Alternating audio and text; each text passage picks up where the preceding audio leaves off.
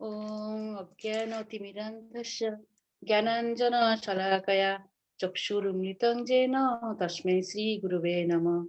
नमो विष्णुपादाय कृष्णप्रेष्ठाय भूतले श्रीमते भक्तिवेदान्त स्वामिनिति नामिने। नमस्ते सरस्वते देवे गौरवाणी प्रचारिणे निर्विशेष शून्यवादी पाश्चात्यदेशतारिणे। श्री चैतन्य मनोभीष्टं स्थापितं येन भूतले स्वयं रूप कदम्यहं ददाति सवदान्तिकं। वन्दे अहं श्रीगुरु श्रीयुतपदकमलं श्रीगुरु वैष्णवंश्च श्रीरूपं साग्रजातं सहगण रघुनाथं तीर्थं सजीवं साद्वैतं सावधूतं परिजनसहितं कृष्ण चैतन्य देवं श्री राधा कृष्ण पादान सहगण ललिता श्री विशाखान्वितांश्च। हे कृष्ण करुणा सिंधु दीनबंधु जगत्पते गोपेश गोप्यकांत राधाकांत नमस्तुते। तप्त कांचन गौरांगी राधे वृंदावनेश्वरी वृषभानुसुते देवी प्रणमामि हरिप्रिये। वाञ्छाकल्पतरुभ्यश्च कृपा सिन्धुभ्येव च पतितानां पावनेभ्यो वैष्णवेभ्यो नमो नमः। जय श्री कृष्ण चैतन्य प्रभु नित्यानंद श्री अद्वैत गदाधर शिवासादि गौरभक्त वृंद।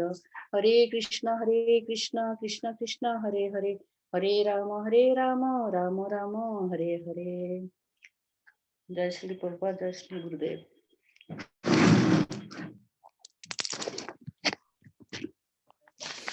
हरे कृष्ण।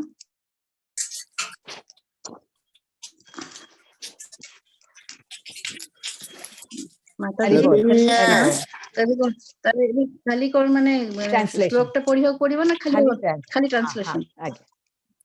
ताले बांग्ला रे पढ़िबी? हाँ हाँ। अच्छा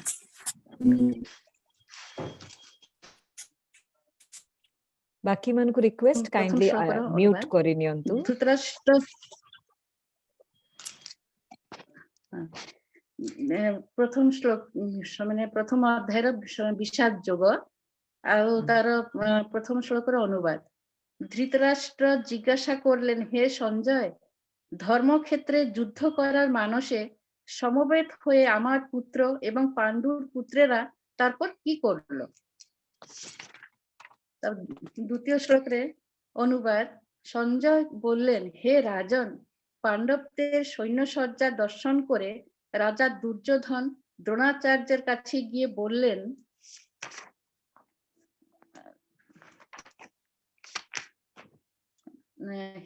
হে আচার্য, পাণ্ডবদের মহান সৈন্যবল দর্শন করুন, যা আপনার অত্যন্ত বুদ্ধিমান শিষ্য দ্রুপদের পুত্র অত্যন্ত দক্ষতার সঙ্গে গুহের আকারে রচনা করেছেন।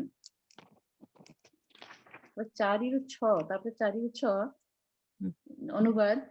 সেই সমস্ত সেনাদের মধ্যে অনেকে ভীম এবং অর্জুনের মতো বীর ধনুর্ধারী রয়েছেন এবং যুযুধান, বিরাট ও দ্রুপদের মতো মহাযোদ্ধা রয়েছেন। সেখানে ধৃষ্টকেতু, চেকিতান, কাশীরাজ, পুরুজিৎ, কুন্তিভোজ এবং শৈবের মতো অত্যন্ত বলবান যোদ্ধারাও রয়েছেন। সেখানে রয়েছেন অত্যন্ত বলবান যুধামন্যু, প্রবল পরাক্রমশালী উত্তমৌজা, সুভদ্রার পুত্র এবং দ্রৌপদীর পুত্রগণ। এইসব যোদ্ধারা সকলেই একজন মহারথী। 7 নম্বর শ্লোক। হে দ্বিজোত্তম, আমাদের পক্ষে যে সমস্ত বিশিষ্ট সেনাপতি সামরিক শক্তি পরিচালনার জন্য রয়েছেন, আপনার অবগতির জন্য আমি তাদের সম্বন্ধে বলছি। তারপরে 8 নম্বর শ্লোক অনুবাদ। সেখানে রয়েছেন আপনার মতোই ব্যক্তিত্ব সম্পন্ন ভীষ্ম, কর্ণ, কৃপ, অশ্বত্থামা, বিকীর্ণ এবং সোমদত্তের পুত্র ভূরিশ্রবা, যারা সর্বক্ষেত্রে সর্বদা সংগ্রামে বিজয়ী হয়ে থাকেন। তারপর 9 নম্বর শ্লোক অনুবাদ। এছাড়া আর বহু সেনা নায়ক রয়েছেন যারা আমার জন্য তাদের জীবন ত্যাগ করতে প্রস্তুত। তারা সকলেই নানা প্রকার অস্ত্র শস্ত্রে সজ্জিত এবং তারা সকলেই সামরিক বিজ্ঞানে বিশারদ। তারপরে 10 ও 11 নম্বর শ্লোক অনুবাদ। আমাদের সৈন্যবল অপরিমিত এবং আমরা পিতামহ ভীষ্মের দ্বারা পূর্ণরূপে সুরক্ষিত, কিন্তু ভীষ্মের দ্বারা সতর্কভাবে সুরক্ষিত পাণ্ডবদের শক্তি সীমিত। এখন আপনারা সকলে নিজ নিজ গুরুত্বপূর্ণ স্থানে সমর সেনাসজ্জা স্থিত হয়ে পিতামহ ভীষ্মকে পূর্ণ সাহায্য প্রদান করুন। তারপরে 12 নম্বর শ্লোক অনুবাদ। তখন কুরু বংশের বৃদ্ধ পিতামহ ভীষ্ম দুর্যোধনের হর্ষ উৎপাদনের জন্য সিংহের গর্জনের মতো অতি উচ্চ নাদে তার শঙ্খ বাজালেন। 13 নম্বর শ্লোক। তারপর শঙ্খ, ভেড়ি, কনক, আনক, ঢাক ও গোমুখ সিংহাসমূহ হঠাৎ একত্রে ধ্বনিত হয়ে এক তুমুল শব্দের সৃষ্টি হলো। 14 নম্বর শ্লোক অনুবাদ। অন্যদিকে শ্বেত অশ্বসমূহ যুক্ত এক দিব্য রথে স্থিত শ্রীকৃষ্ণ এবং অর্জুন ও উভয়ে তাদের দিব্য শঙ্খ বাজালেন। 15 নম্বর অনুবাদ। তখন শ্রীকৃষ্ণের পাঞ্চজন্য নামক তার শঙ্খ বাজালেন, অর্জুন বাজালেন তার দেবদত্ত নামক শঙ্খ এবং বিপুল ভোজন প্রিয় ও ভীমসেন বাজালেন পৌণ্ড্র নামক তার ভয়ঙ্কর শঙ্খ। তারপরে 16-18 অনুবাদ। কুন্তি পুত্র মহারাজ যুধিষ্ঠির অনন্ত বিজয় নামক শঙ্খ বাজালেন এবং নকুল এবং সহদেব বাজালেন সুঘোষ এবং মণিপুষ্পক নামক শঙ্খ। হে মহারাজ, তখন মহান ধনুর্ধর কাশীরাজ, প্রবল যোদ্ধা শিখণ্ডী, ধৃষ্টদ্যুম্ন, বিরাট এবং অপরাজিত সাত্যকী, দ্রৌপদীর পুত্রগণ, সুভদ্রার মহাবলবান পুত্র এবং অন্য সকলে তাদের নিজ নিজ পৃথক শঙ্খ বাজালেন। 19 নম্বর শ্লোক অনুবাদ। শঙ্খ নিনাদের এই প্রচন্ড শব্দে আকাশ বিদীর্ণ হলো, পৃথিবী কম্পিত হলো এবং তার ফলে ধৃতরাষ্ট্রের পুত্রদ্বয়ের হৃদয় প্রবল ভয়ে বিধ্বস্ত হলো। 20 নম্বর শ্লোক অনুবাদ। সেই সময় পাণ্ডুপুত্র অর্জুন হনুমান চিহ্নিত পতাকা শোভিত রথে অধিষ্ঠিত হয়ে তার ধনুক তুলে নিয়ে স্বর নিক্ষেপ করতে প্রস্তুত হলেন। হে মহারাজ, ধৃতরাষ্ট্রের পুত্রদের সমর সজ্জায় বিনস্ত দেখে শ্রীকৃষ্ণকে অর্জুন তখন এই কথাগুলো বললেন। 21 ও 22 নম্বর শ্লোক অর্জুন বললেন, হে অচ্যুত, অভ্রান্ত বন্ধু, তুমি উভয় পক্ষের সৈন্যদের মাঝখানে আমার রথ স্থাপন করো, যাতে আমি দেখতে পারি যুদ্ধ করার অভিলাষী হয়ে কারা এখানে এসেছেন এবং আমাকে অস্ত্র ধারণ করতে কাদের সঙ্গে এই মহা সংগ্রাম করতে হবে। 23 নম্বর শ্লোক আমি দেখতে চাই ধৃতরাষ্ট্রের দুর্বুদ্ধি সম্পন্ন পুত্রকে সন্তুষ্ট করার জন্য কারা এখানে যুদ্ধ করতে এসেছেন। 24 নম্বর শ্লোক সঞ্জয় বললেন, হে ভরত বংশধর অর্জুন কর্তৃক এইভাবে আদিষ্ট হয়ে শ্রীকৃষ্ণ সে অতি উত্তম রথটি চালিয়ে নিয়ে উভয় পক্ষের সৈন্যদের মাঝখানে রাখলেন। 25 নম্বর শ্লোক ভীষ্ম, দ্রোণ প্রমুখ পৃথিবীর অন্য সমস্ত নেতাদের সামনে ভগবান ঋষিকেশ বললেন, হে পার্থ, এখানে সমবেত সমস্ত কৌরবদের দেখো। 26 নম্বর শ্লোক তখন অর্জুন উভয় পক্ষের সেনাদের মধ্যে পিতৃব্য, পিতামহ, আচার্য, মাতুর, ভ্রাতা, শ্বশুর, মিত্র, শুভাকাঙ্ক্ষীদের উপস্থিত দেখতে পেলেন। 27 নম্বর শ্লোক যখন অর্জুন সকল রকমের বন্ধু এবং আত্মীয় স্বজনদের যুদ্ধক্ষেত্রে অবস্থিত দেখলেন, তখন তিনি অত্যন্ত কৃপাবিষ্ট এবং বিষণ্ণ হয়ে বললেন। 28 নম্বর শ্লোক অর্জুন বললেন, হে প্রিয়বর কৃষ্ণ, আমার সমস্ত বন্ধু বান্ধব এবং আত্মীয় স্বজনদের এমন ভাবে যুদ্ধ অভিলাষী হয়ে আমার সামনে অবস্থান করতে দেখে আমার অঙ্গ প্রত্যঙ্গ অবশ হচ্ছে এবং মুখ শুষ্ক হয়ে উঠছে। 29 নম্বর শ্লোক আমার সর্বশরীর কম্পিত ও কেশাগ্র রোমাঞ্চিত হচ্ছে, আমার হাত থেকে কাণ্ডিব খসে পড়ছে এবং ত্বক যেন জ্বলে যাচ্ছে। 30 নম্বর শ্লোক হে কেশব, আমি এখানে আর স্থির থাকতে পারছি না, আমি বিভ্রান্তি বোধ করছি, আমার চিত্ত উদ্ভ্রান্ত হচ্ছে। হে কেশী দৈত্য হন্তা শ্রীকৃষ্ণ, আমি কেবলই অমঙ্গল সূচক লক্ষণ সমূহ দর্শন করছি। 31 নম্বর শ্লোক হে কৃষ্ণ, যুদ্ধে আত্মীয় স্বজনদের নিধন করা শ্রেয়স্কর দেখছি না, আমি যুদ্ধে জয়লাভ করতে চাই না, রাজ্য এবং সুখ ভোগ কামনা করি না। তারপরে 32-35 নম্বর শ্লোক, 32 ও 35। 32-35 হ্যাঁ, 32-35 অনুবাদ। হে গোবিন্দ, আমাদের রাজ্যে কি প্রয়োজন, আর সুখ ভোগ বা জীবন ধারণেই বা কি প্রয়োজন, যখন দেখছি যাদের জন্য রাজ্য ও ভোগ সুখের কামনা তারা সকলেই এই রণক্ষেত্রে আজ উপস্থিত। হে মধুসূদন, যখন আচার্য, পিতৃব্য, পুত্র, মাতুল, শ্বশুর, পৌত্র, শালক, আত্মীয় স্বজন সকলেই প্রাণ ও ধনাদির আশা পরিত্যাগ করে আমার সামনে যুদ্ধে উপস্থিত হয়েছেন, তখন তারা আমাকে বধ করলেও আমি তাদের হত্যা করতে চাইবো না। হত্যা করতে চাইবো কেন? হে সর্বজীব সত্তার প্রতিপালক জনার্দন, পৃথিবীর তো কথাই নেই, এমনকি সমগ্র ত্রিভুবনের বিনিময়েও আমি যুদ্ধ করতে প্রস্তুত নই। ধৃতরাষ্ট্রের পুত্রদের নিধন করে কি সন্তোষ আমরা লাভ করতে পারবো? তারপর 36 নম্বর শ্লোক। এই ধরনের আততায়ীদের বধ করলে মহাপাপ আমাদের আচ্ছন্ন করবে, সুতরাং ধৃতরাষ্ট্রের পুত্রদের সাহায্য করা আমাদের পক্ষে অবশ্যই উচিত হবে না। হে শ্রীকৃষ্ণ, লক্ষ্মীপতি মাধব, আত্মীয় স্বজনদের হত্যা করে আমাদের কি লাভ হবে এবং তার থেকে কেমন করে আমরা সুখী হব? 37-38 অনুবাদ। হে জনার্দন, যদিও এরা রাজ্য লোভে অভিভূত হয়ে কুলক্ষয় জনিত দোষ ও মিত্রদ্রোহ নিমিত্ত পাপ লক্ষ্য করছে না, কিন্তু আমরা কুলক্ষয় জনিত দোষ লক্ষ্য করেও এই পাপ কাজে কেন প্রবৃত্ত হব?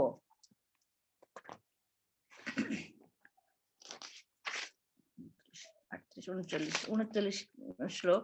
কুলক্ষয় হলে সনাতন কুলধর্ম বিনষ্ট হয় এবং তা হলে সমগ্র বংশ অধর্মে অভিভূত হয়। তবে 40 নম্বর শ্লোক অনুবাদ। হে কৃষ্ণ, অধর্মের দ্বারা অভিভূত হলে কুলবধূগণ ব্যভিচারে প্রবৃত্ত হয় এবং হে বাষ্ণেয়, কুল স্ত্রীগণ অসৎ চরিত্রা হলে অবাঞ্ছিত প্রজাতি উৎপন্ন হয়। 41 শ্লোক। বর্ণ সংকর অবাঞ্ছিত সন্তান উৎপাদন বৃদ্ধি হলে কুল ও কুলঘাতকেরা নরকগামী হয়। সেই কুলে পিণ্ডদান ও তর্পণ ক্রিয়া লোপ পাওয়ার ফলে তাদের পিতৃপুরুষেরাও নরকে অধপতিত হন। 42 শ্লোক অনুবাদ। যারা বংশের ঐতিহ্য নষ্ট করে এবং তার ফলে অবাঞ্ছিত সন্তানাদি সৃষ্টি করে, তাদের কুকর্মজনিত দোষের ফলে সর্বপ্রকার জাতীয় উন্নয়ন প্রকল্প এবং বংশের কল্যাণ ধর্ম উচ্ছন্নে যায়, ফলে সনাতন জাতি ধর্ম ও কুল ধর্ম বিনষ্ট হয়। 43 শ্লোক। হে জনার্দন, যাদের কুলধর্ম বিনষ্ট হয়েছে তাদের নিয়ত নরকে বাস করতে হয়, তা আমি পরম্পরাক্রমে শুনেছি। 44 শ্লোক। হায়, কি দুঃখের বিষয় যে আমরা রাজ্য সুখের লোভে স্বজনদের হত্যা করতে উদ্যত হয়ে মহাপাপ করতে প্রবৃত্ত হয়েছি। 45 শ্লোক। প্রতিরোধ রহিত নিরস্ত অবস্থায় আমাকে যেই শব্দধারী ধৃতরাষ্ট্রের পুত্ররা যুদ্ধে বধ করে, তাহলে আমার অধিকতর মঙ্গলই হবে। 46 শ্লোক। সঞ্জয় বললেন, রণক্ষেত্রে এই কথা বলে অর্জুন ধনুর্বাণ ত্যাগ করে শোক ভারাক্রান্ত চিত্তে রথপরি উপবেশন করলেন। হরে কৃষ্ণ মাতাজি। হরি বল। প্রথম chapter 1, end of chapter 1. Chapter 2, Chaitra Mataji, are you ready? Yes, Mataji. Hare Krishna, Dandavat Pranam. Start. Chapter 2, Contents of the Gita summarized. Sanjay said, seeing Arjuna full of compassion, his mind depressed, his eyes full of tears, Madhusudana Krishna spoke the following words. The Supreme Personality of Godhead said, my dear Arjuna, how have these impurities come upon you? They are not at all befitting a man who knows the way of life. They lead not to higher planets but to infamy. O son of Partha, do not yield to this degrading importance. It does not from you. Give up such weakness of the heart and arise, O chastiser of enemy. Arjuna said, O killer of enemies, O killer of Madhu, how can I counterattack with arrows in the battlemen like Bhishma and Drona, who are worthy of my worship? It would be better to live in this world by begging than to live at the cost of the lives of great souls who are my teachers. Even though desiring worldly gain, they are superiors. If they are killed, everything will be tainted with blood. Nor do we know which is better, conquering them or being conquered by them. If we kill the sons of Dhritarashtra, we should not care to live. Yet they are now standing before us on the battlefield. Now I am confused about my duty and have lost all the composure because of my measurely weakness. In this condition, I am seeking you to tell me for the certain what is best for me. Now I am your disciple and a soul surrender unto you. Please instruct me. I can find no means to drive away this grief which is drying up my senses. I will not be able to dispel it even if I win a prosperous rival kingdom on earth with sovereignty like the demigods in heaven. Sanjaya said, having spoken thus, Arjuna, the chastiser of enemies, told Krishna, Govinda, I shall not fight, and felt silent. O descendant of Bharata, at the time Krishna smiling in the midst of both the armies spoke the following words to the grief-stricken Arjuna. The Supreme Personality of Godhead said, while speaking learned words, you are mourning for what is not worthy of grief. Those who are wise lament neither for the living nor for the dead. Never was there a time when I did not exist, nor you, nor all these kings, nor in the future shall any of us cease to be. As the embodied soul continuously passes in this body from the boyhood to youth to old age, the soul similarly passes into another body at death. A sober person is not bewildered by such a change. O son of Kunti, the non-permanent appearance of happiness and distress and their disappearance in due course are like to appearance and disappearance of winter and summer seasons. They arise from the sense perception, O scion of Bharata, and one must learn to tolerate them without being disturbed. O best among men, Arjuna, the person who is not disturbed by the happiness and distress and is steady in both is certainly eligible for liberation. Those who are serious of the truth have concluded that of the non-existent, the material body, there is no endurance on, and of the eternal soul, there is no change. This they have concluded by studying the nature of both. That which pervades the entire body, you should know to be indestructible. No one is able to destroy that imperishable soul. The material body of the indestructible, immeasurable, and eternal living entity is sure to come to an end. Therefore, fight, O descendant of Bharata. Neither who thinks the living entity the slayer, not he who thinks it slain is in knowledge. For the self slays not nor is slain. For the soul there is neither birth nor death at any time. He has not come into being, does not come into being, and will not come into being. He is unborn, eternal, ever existing, and primeval. He is not slain when the body is slain. O Partha, how can a person who knows that the soul is indestructible, eternal, unborn, and immutable kill anyone or cause anyone to kill? As a person puts on a new garments, giving up old ones, the soul similarly accepts new material bodies, giving up the old and useless ones. The soul can never be cut into pieces by weapon, not burned by the fire, not moistened by water, nor withered by the wind. This individual soul is unbreakable. and insoluble, and can neither born or nor die. He is everlasting, present everywhere, unchangeable, immovable, and eternally the same. It is said that the soul is invisible, inconceivable, and immutable. Knowing this, you should not grieve for the body.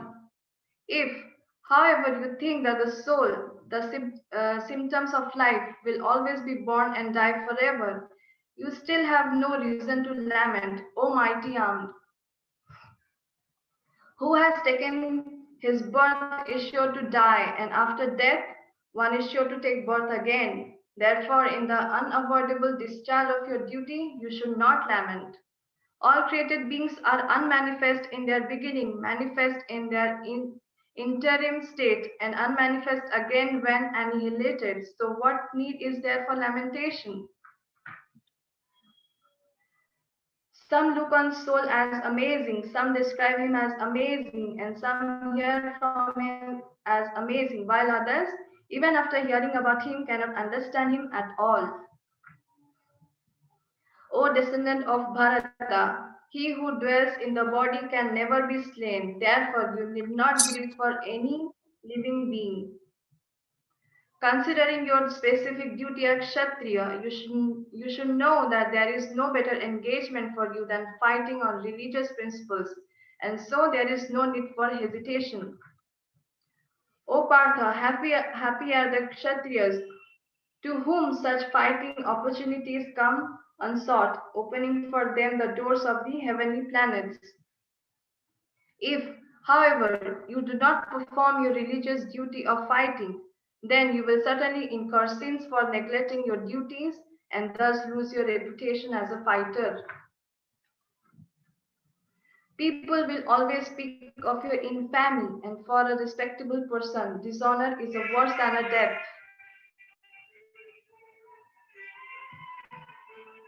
Just a second.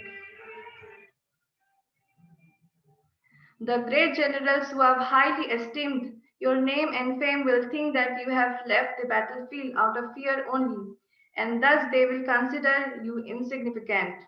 Your enemies will describe you in many unkind words and scorn your ability. What could be more painful for you?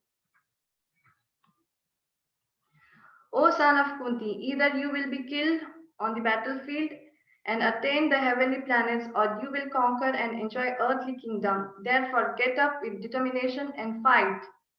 Do the fight for the sake of fighting, without considering happiness or distress, loss or gain, victory or defeat. And by so doing, you shall never incur sin. Thus far, I have described this knowledge to you through analytical study. Now listen as I explain it in terms of walking without fruitive result. O son of Pritha, when you act in such knowledge, you can free yourself from the bondage of what? In this endeavor, there is no loss or diminution, and a little advancement on this path can protect one from the most dangerous type of fear. Those who are on this path are resolute in purpose, and their aim is one. O beloved child of Kurus, the intelligence of those who are irresolute in many branched.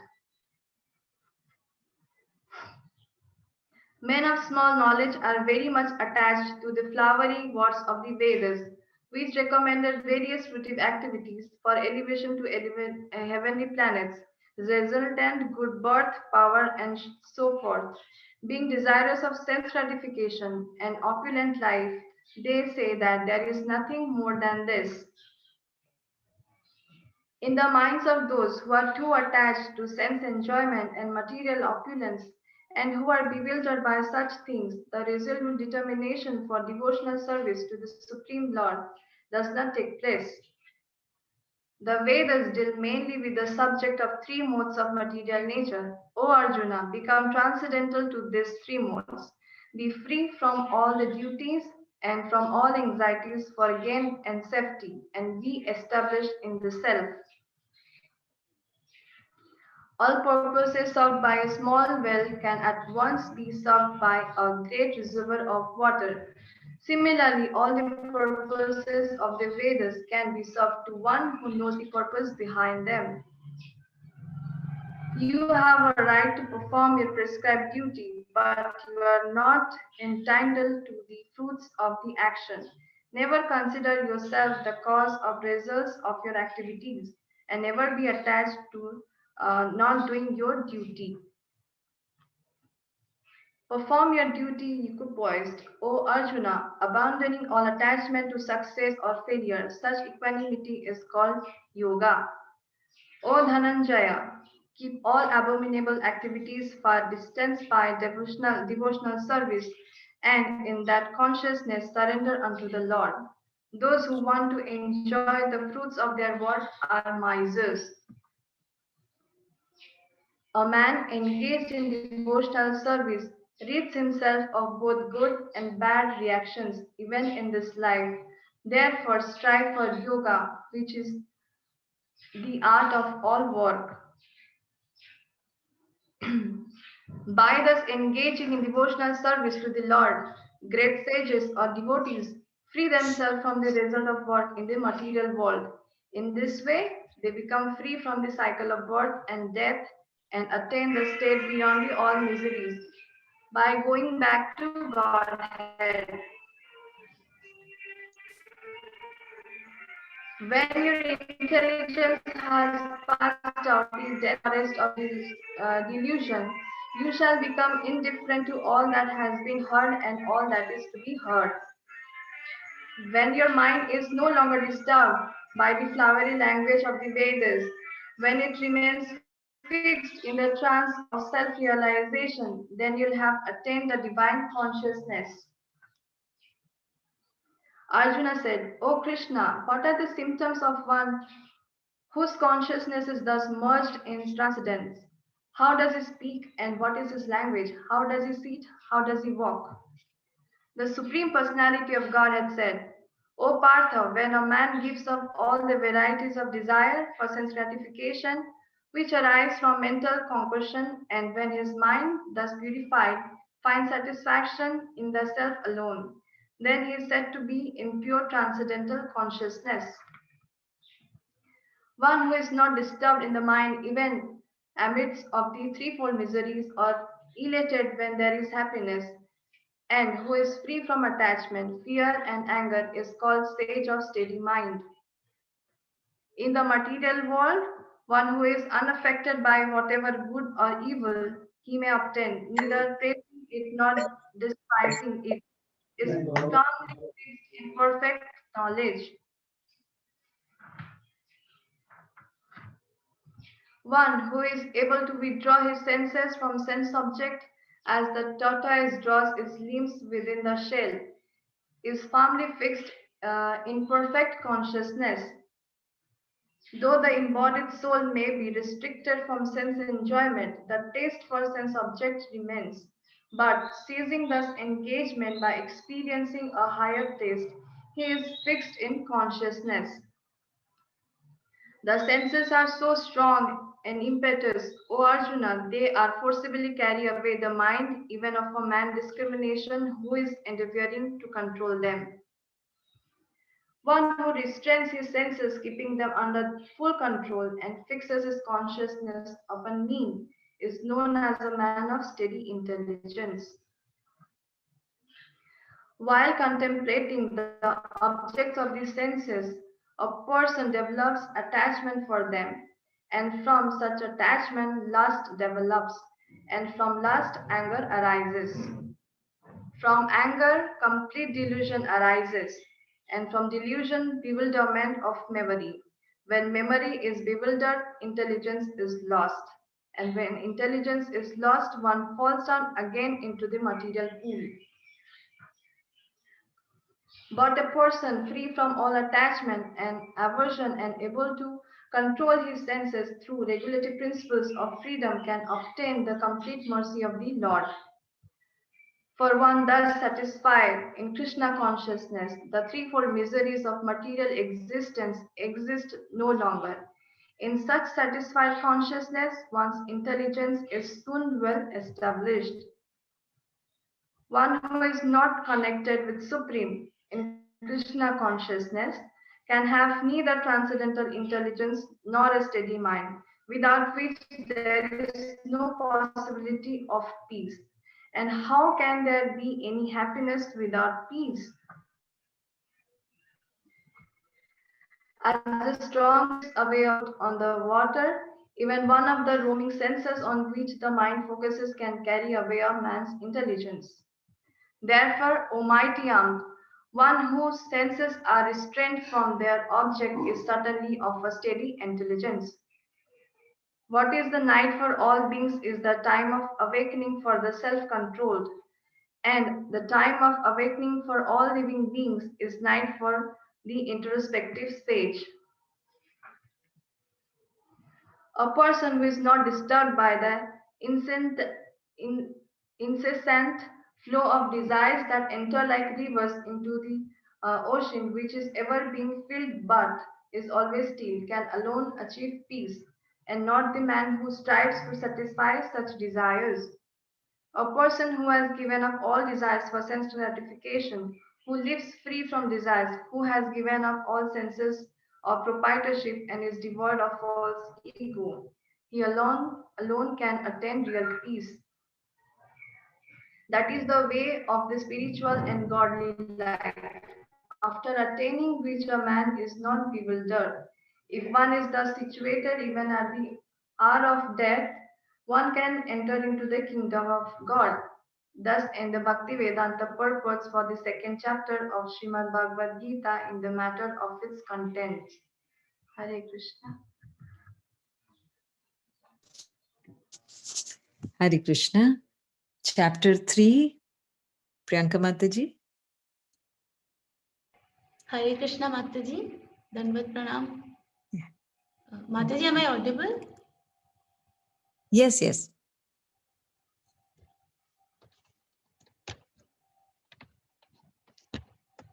Hare Krishna, Chapter 3, Karma Yoga, Text 1. Arjuna said, O Janardana, O Keshava, why do you want to engage me in this ghastly warfare if you think that intelligence is better than fruitive work? Text 2. My intelligence is bewildered by your equivocal instructions. Therefore, please tell me decisively which will be the most beneficial for me. Text 3. The Supreme Personality of Godhead said, O sinless Arjuna, I have already explained that there are two classes of men who try to realize the self. Some are inclined to understand it by empirical philosophical speculation and others by devotional service. Text 4. Not by merely abstaining from work one can achieve freedom from reaction, nor by renunciation alone can one attain perfection. Text 5. Everyone is forced to act helplessly according to the qualities he has acquired from the modes of material nature. Therefore, no one can refrain from doing something, not even for a moment. Text 6. One who restrains the senses of action but whose mind dwells on sense objects certainly deludes himself and is called a pretender. Text 7. On the other hand, if a sincere person tries to control the active senses by the mind and begins karma yoga in Krishna consciousness without attachment, he is by far superior. Text 8. Perform your prescribed duty, for doing so is better than not working. One cannot even maintain one's physical body without work. Text 9. What done as a sacrifice for Vishnu has to be performed. Otherwise, what causes bondage in this material world? Therefore, O son of Kunti, perform your prescribed duties for his satisfaction, and in that way you will always remain free from bondage. Text 10. In the beginning of creation, the Lord of all creatures sent forth generations of men and demigods along with sacrifices for Vishnu and blessed them by saying, Be thou happy by this yajna, sacrifice, because its performance will bestow upon you everything desirable for a living happily and achieving liberation. Text 11.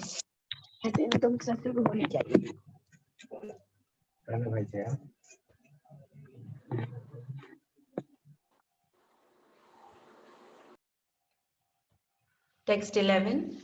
The demigods, being pleased by sacrifices, will also please you, and thus, by cooperation between men and demigods, prosperity will reign for all. Text 12. In charge of the various necessities of life, the demigods, being satisfied by the performance of yajna, sacrifice, will supply all necessities to you. But he who enjoys such gifts without offering them to the demigods in return is certainly a thief. Text 13. The devotees of the Lord are released from all kinds of sin because they eat food which is offered first for sacrifice. Others who prepare food for personal sense enjoyment verily eat only sin. Text 14. All living beings, all living bodies subsist on food grains which are produced from rains. Rains are produced by performance of yajna, and yajna is born of prescribed duties. Text 15. Regulated activities are prescribed in the Vedas, and the Vedas are directly manifested from the Supreme Personality of Godhead. Consequently, the all pervading transcendence is eternally situated in the acts of sacrifice. Text 16. My dear Arjuna, one who does not follow in human life the cycle of sacrifice thus established by the Vedas certainly leads a life full of sin. Living only for the satisfaction of the senses, such a person lives in vain. Text 17.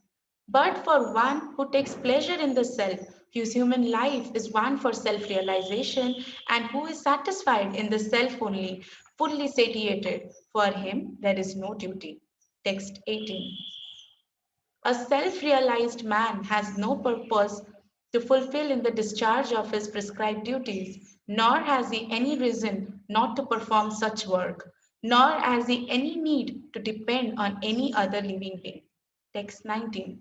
Therefore, without being attached to the fruits of activities, one should act as a matter of duty, for by working without attachment, one attains the supreme. Text 20.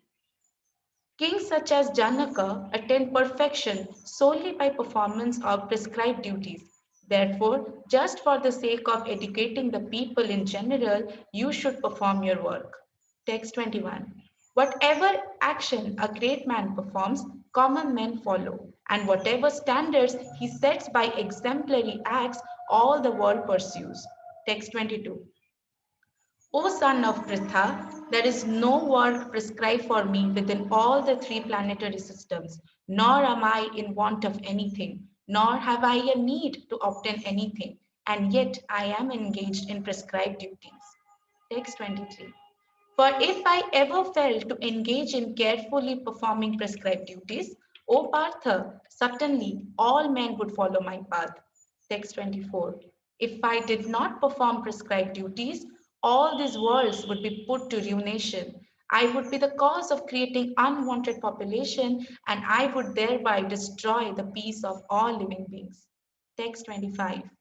As the ignorant perform their duties with attachment to results, the learned may similarly act, but without attachment for the sake of leading people on the right path. Text 26. So as not to disrupt the minds of ignorant men attached to the fruitive results of prescribed duties, a learned person should not induce them to stop work. Rather, by working in the spirit of devotion, he should engage them in all sorts of activities for the gradual development of Krishna consciousness. Text 27.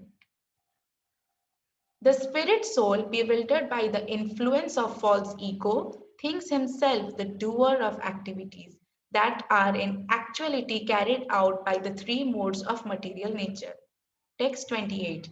One who is in knowledge of the absolute truth, O mighty armed, does not engage himself in the senses and sense gratification, knowing well the differences between work in devotion and work for fruitive results. Text 29. Bewildered by the modes of material nature, the ignorant fully engage themselves in material activities and become attached. But the wise should not unsettle them, although these duties are inferior due to the performer's lack of knowledge. Text 30. Therefore, O Arjuna, surrendering all your works unto me, with full knowledge of me, without desires of profit, with no claims to proprietorship, and free from lethargy, fight. Text 31.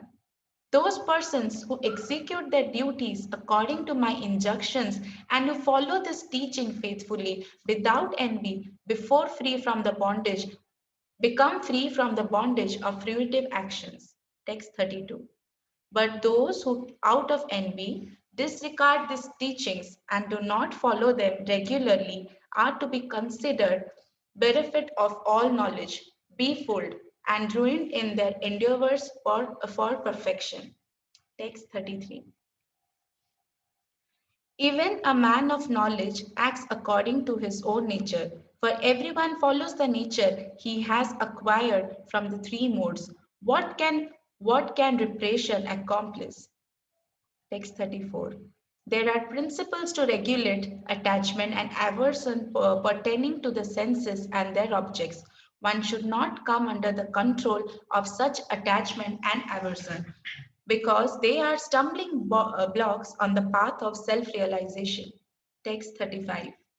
It is far better to discharge one's prescribed duties, even though faultily, than another's duties perfectly. Destruction in the course of performing one's own duty is better than engaging in another's duties, for to follow another's path is dangerous.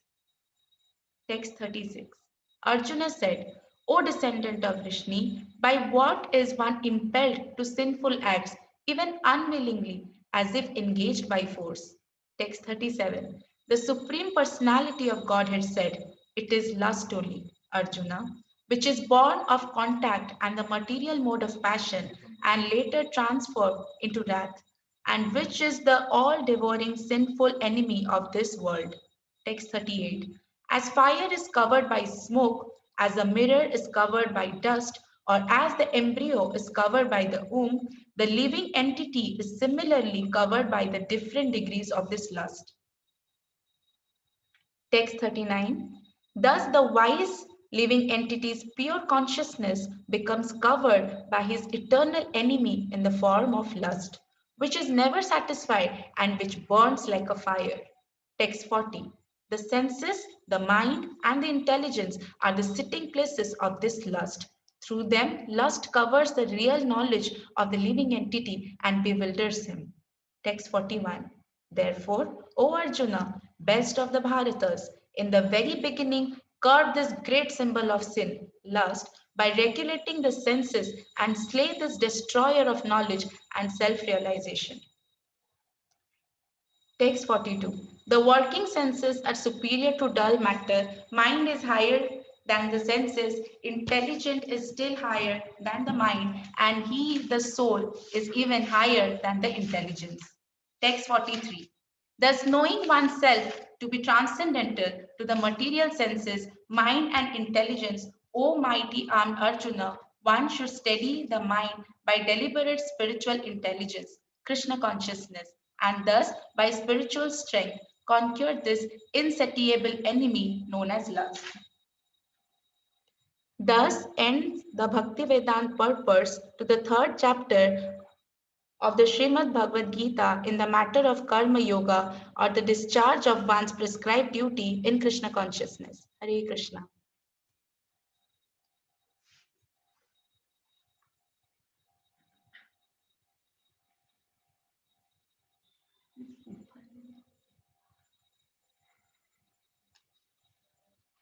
Hare Krishna Mataji, Dandavad Pranam.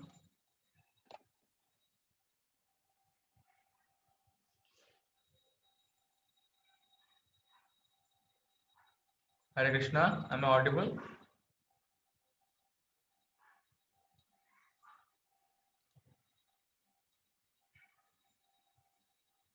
Hare Krishna. Yes, Prabhuji. Audible.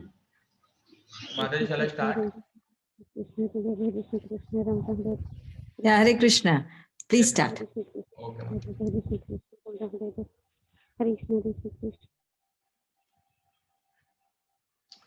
Chapter 4, Transcendental Knowledge. The personality of Godhead, Lord Shri Krishna said, I instructed this imperishable science of yoga to the sun god Vibhashwan, and Vibhashwan instructed it to Manu, the father of mankind, and Manu in turn instructed it to Ikwaku. The supreme science was thus received through the chain of disciplic succession, and the saintly kings understood it in that way. But in the course of time, the succession was broken, and therefore the science as it is appears to be lost. That very ancient science of relationship to the Supreme is today told by me to you, because you are my devotee as well as my friend, and can therefore understand the transcendental mystery of this science. Arjuna said, "The sun god Vibhashwan is senior by birth to you. How am I to understand that in the beginning you instructed the science to him?" The personality of Godhead said, "Many, many births both you and I have passed. I can remember all of them, but you cannot, O subduer of the enemy. Although I am unborn and my transcendental body never deteriorates, and although I am the Lord of all living entities, I still appear in every millennium in my original transcendental form. Whenever and wherever there is a decline in religious practice or descendant of Bharata and a predominant rise of irreligion, at that time I descend myself to deliver the pious and to annihilate the miscreants, as well as to re-establish the principles of religion. I myself appear millennium after millennium. One who knows the transcendental nature of my appearance and activities does not, upon leaving the body, take his birth again in this material world, but attains my eternal abode, O Arjuna. Being freed from attachment, fear, and anger, being fully absorbed in me and taking refuge in me, many, many persons in the past have become purified by knowledge of me, and thus they all attain transcendental love for me. As all surrender unto me, I reward them accordingly. Everyone follows my path in all respects, O son of Pritha. Men in this world desire success in fruitive activities, and therefore they worship the demigods. Quickly, of course, men get results from fruitive work in this world. According to the three modes of material nature and work associated with them, the four divisions of human society are created by me. And although I am the creator of this system, you should know that I am yet the non-doer, being unchangeable. There is no work that affects me, nor do I aspire for the fruits of action. One who understands this truth about me also does not become entangled in the fruitive reactions of work. All the liberated souls in ancient times acted with this understanding of my transcendental nature. Therefore, you should perform your duty following in their footsteps. Even the intelligent are bewildered in determining what is action and what is inaction. Now, I shall explain to you what is action, knowing which you shall be liberated from all misfortune. The intricacies of action are very hard to understand. Therefore, one should know properly what action is, what forbidden action is, and what inaction is. One who sees inaction in action and action and action in inaction is intelligent among men, and he is in the transcendental position, although engaged in all sorts of activities. One is understood to be in full knowledge, whose every endeavor is devoid of desire for sense gratification. He is said by sages to be a worker for whom the reactions of work have been burned by the fire of perfect knowledge. Abandoning all attachment to the results of his activities, ever satisfied and independent, he performs no fruitive action. Although engaged in all kinds of undertakings, such a man of understanding acts with mind and intelligence, perfectly controlled, gives up all sense proprietorship over his possessions, and acts only for the bare necessities of life. Thus working, he is not affected by sinful reactions. He who is satisfied with gain, which comes of its own accord, who is free from duality and does not envy, who is steady in both success and failure, is never entangled, although performing actions. The work of a man who is unattached to the modes of material nature and who is fully situated in transcendental knowledge merges entirely into transcendence. A person who is fully absorbed in Krishna consciousness is sure to attain the spiritual kingdom because of his full contribution to spiritual activities, in which the consummation is absolute and that which is offered is of the same spiritual nature. Some yogis perfectly worship the demigods by offering different sacrifices to them, and some offer sacrifices in the fire of the Supreme Brahman. Some sacrifice the hearing process and the senses in the fire of mental control, and others sacrifice objects of the senses in the fire of the senses. Others, who are interested in achieving self realization through the control of the mind and the senses, offer the function of all the senses and of the breath as oblations into the fire of the controlled mind. Having accepted strict vows, some become enlightened by sacrificing their possessions, and others by performing severe austerities, by practicing the yoga of eightfold mysticism, or by studying the Vedas to advance in the transcendental knowledge. Still others who are inclined to the process of breath restraint to remain in trance practice by offering the movement of the outgoing breath into the incoming and the incoming breath into the outgoing, and thus at last remain in trance, stopping all breathing. Others, curtailing the eating process, offer the outgoing breath into itself as a sacrifice. All these performers who know the meaning of sacrifice become cleansed of sinful reactions, and having tasted the nectar of results of sacrifices, they advance toward the supreme eternal atmosphere. O best of the Kuru dynasty, without sacrifice, one can never live happily on this planet or in this life. What then of the next? All these different types of sacrifices are approved by the Vedas, and all of them are born of different types of work. Knowing them as such, you will become liberated. O chastiser of the enemy, the sacrifice performed in knowledge is better than the mere sacrifice of material possessions.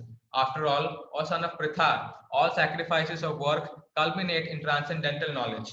Just try to learn the truth by approaching a spiritual master. Inquire from him submissively and render service unto him. The self realized souls can impart knowledge unto you because they have seen the truth. Having obtained real knowledge from a self realized soul, you will never fall again into such illusion. For by this knowledge, you will see that all living beings are but part of the Supreme, or in other words, that they are mine. Even if you are considered to be the most sinful of all sinners, when you are situated in the boat of transcendental knowledge, you will be able to cross over the ocean of miseries. As a blazing fire turns firewood to ashes, O Arjuna, so does the fire of knowledge burn to ashes all the reactions to material activities. In this world, there is nothing so sublime and pure as transcendental knowledge. Such knowledge is the mature fruit of all mysticism, and one who has become accomplished in the practice of devotional service, enjoys this knowledge within himself in due course of time. A faithful man who is dedicated to transcendental knowledge and who subdues his senses is eligible to achieve such knowledge, and having achieved it, he quickly attains the supreme spiritual peace. But ignorant and faithless persons who doubt the revealed scriptures do not attain God consciousness. They fall down.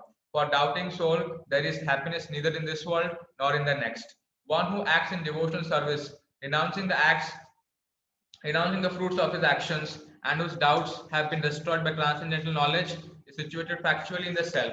Thus, he is not bound by the reactions of work or conqueror of riches.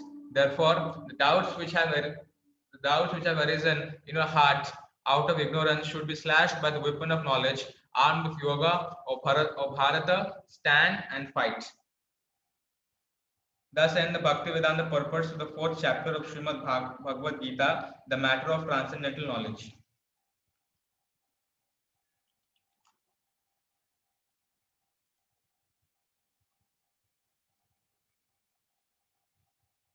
Hare Krishna. Hare Krishna. Yes, Prabhuji. Hare Krishna. Can we have Prabhati Mataji? I think she would do the next. Oh, Hari Bol. Yes. Hare Krishna. Panchama Adhyaya Karma Yoga. Arjuna Uvacha. Arjuna कहले हे कृष्ण प्रथमे आपण मते कर्म त्याग करबा कथा कहले एवं तत्परे पुणी भक्ति जोगरे कर्म करबा को कहउछंती ताहाले आपण दया करी मते कहिबे कि ए दुईटी मधुर केउटी निश्चित भावरे श्रेष्ठ कर अटे श्री भगवान उवाच श्री भगवान कहले कर्म त्याग एवं भक्ति जोगर कर्म उभय मुक्ति निमित्त भल किंतु ए दुईटी मध्यरु कर्म त्याग अपेक्षा भक्ति जोगरे कर्म करिबा उत्तम अटे श्लोक 3 जे तार कर्मफल को घृणा करे नाही किंबा भोग करिवार कामना रखे नाही से सर्वदा जने सन्यासी बोली बुझिबाको पड़िबो हे महाबाहु अर्जुन समस्त प्रकार द्वंद्व मोहरु मुक्त ए प्रकार व्यक्ति सहजरे भौतिक बंधनरु मुक्त हो जाए एवं से संपूर्ण रूपे मुक्त अटे श्लोक 4 जेउ माने अल्प बुद्धि संपन्न सेही माने कहंती जे कर्म योग और भक्ति योग सांख्य योग अर्थात भौतिक जगतर विश्लेषणात्मक अध्ययन ठारू पृथक किंतु जेउ माने प्रकृत रे पंडित से माने कहंती जे जदि केही ए दुई जोग मार्ग मध्यरु गोटे अनुसरण करे से उभयर फल पाए। श्लोक 5 जे एकथा जाने जे त्याग बा सन्यास द्वारा जहा लाभ करा जाए ताहा मध्य भक्ति जोगरे लाभ करा जाय पारे एवं सेहिथि पई जे भक्ति जोगरे कर्म एवं सन्यास ए उभय को एक बोली देखे से ही प्रकृत रे वस्तु मानकर प्रकृत स्वरूप को देखि पारे। श्लोक 6 व्यक्ति भगवानंकर सेवारे नियुक्त न होई केवल कर्म त्याग कले सुखी होई परिबो नाही। भगवानक सेवारत होई मुनि ऋषिवृंद विशुद्ध हुअन्ति एवं अविलंबे परम ब्रह्म को लाभ करन्ति। श्लोक 7 जे भक्ति जोगरे कर्म करे जे विशुद्ध आत्मा एवं जे निजर मन और आत्मा को संयत करि थाए से समस्तंकर प्रिय अटे एवं समस्ते तार प्रिय अटंती। ए प्रकार व्यक्ति सर्वदा कर्मरत थिले सुधा कदापि कर्म फल रे लिप्त हुए नाही। श्लोक 8 and 9 जे दिव्य चेतन अच्छी से देखुथिले शुणुथिले स्पर्श करुथिले आघ्राण करुथिले भोजन करुथिले गमनागमन करुथिले शयन करुथिले एवं श्वास प्रश्वास नेउथिले सुधा से एकथा भल रकम जाने जे से प्रकृति रे किछि करू नाही। से एकथा भल रकम जाने जे से जेतेबेले कथा कहूची किछि ग्रहण करूची बा किछि त्याग करूची चक्षु खोलुची बा बंद करूची सेतेबेले ए जड़ेन्द्रिय गुड़िक इंद्रिय भोग्य विषय वस्तु रे ही केवल लागि अछि किंतु से ए सबरु अलगा।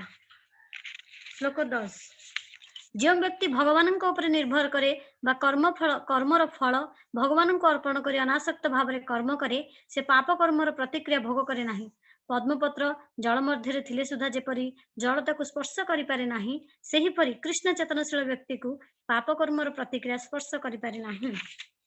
श्लोक 11 संग व आसक्ति त्याग करी जोगी माने केवल विशुद्धकरण निमित्त शरीर मन बुद्धि एपरिक इंद्रिय मानक साहाय्य कर्म करती। श्लोक 12 जो व्यक्ति दृढ़ भाव में मो सहित युक्त हो जाए होइथाए अर्थात एक भक्त्यात्मक आत्मा से विशुद्ध शांति लाभ करे कारण से तार समस्त कर्मफल मते समर्पण करे किंतु जे मो ठारे युक्त होई न थाए अर्थात भगवान को ठारे युक्त होई न थाए से जे तार कर्मफल उपभोग करिबा पई अत्यंत लोलुप होई उठी थाए से कर्मफल रे बांधी हुए। श्लोक 14-13 जेतेबेले देही तार प्रकृत को संयत करे एवं मानसिक स्तर समस्त कर्म त्याग करे सेतेबेले से 9टी द्वार थिबा ए पुरे अर्थात जड़ शरीर रे किछि न करी किंबा करिवार कारण न होई आनंद रे वास करे। श्लोक 14 एही शरीर रूपक नगर प्रभु अर्थात आत्मा कौन से कर्म सृष्टि करे नहीं किंबा से लोक मानन को कर्म करबा को प्रेरणा दिए नहीं किंबा से कर्मफल सृष्टि करे नहीं ए सब भूत प्रकृतिर त्रिगुण द्वारा करा जाउछि। श्लोक 15 भगवान काहारी पुण्य कर्मर किंबा पाप कर्मर फल ग्रहण करती नहीं जीवगणकर ज्ञान अविद्या बा अज्ञानता द्वारा आच्छादित होइथिबारु मुह्यमान हुअन्ति। श्लोक 16 दिवस रे सूर्य उदित हेले जेपरि सब आलोकित हो जाए ठीक सेही परि जेतेबेले व्यक्ति अज्ञान विध्वंसकारी ज्ञान लोक लाभ करे सेतेबेले से ज्ञान लोक रे सबुता समक्ष रे उभासित होई उठे।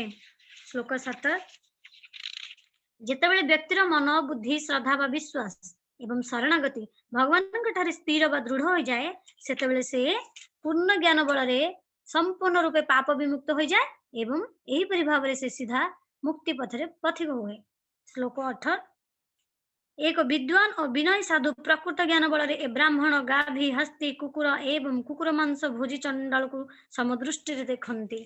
श्लोक 19 जो मानकर मन समभाव रे स्थिर हो जाइछि से माने जन्म मृत्यु बंधन रु मुक्त हो जाइछन्ति ब्रह्मंक सदृश से माने निर्दोष अटंती एवं एही परि भाव रे से माने ब्रह्म रे अवस्थान करि सारिछन्ति।